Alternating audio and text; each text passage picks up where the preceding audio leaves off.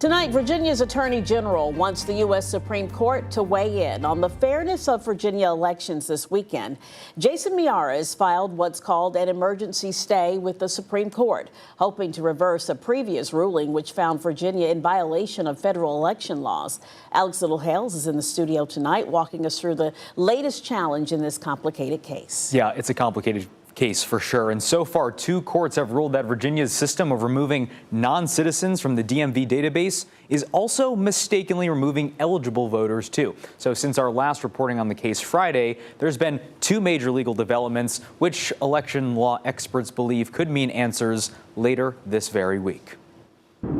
Tonight, Virginia's Attorney General Jason Miyares awaits whether the U.S. Supreme Court will intervene in an election access lawsuit just 8 days away from the presidential election.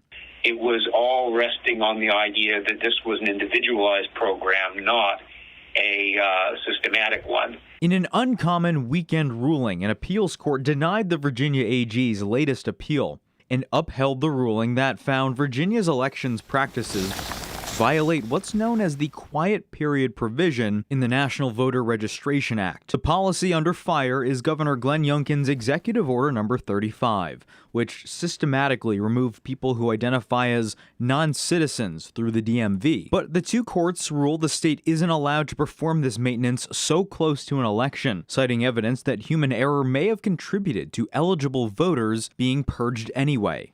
This particular type of lawsuit, though, is unusual because these types of programs within the last 90 days before the election are quite unusual. The emergency stay requested by AG Miyares would essentially undo the injunction issued by the lower courts. The state's argument is that federal law doesn't bar the state from removing non-citizens from its voter rolls, and that anyone mistakenly removed still has access to vote via a same-day provisional ballot.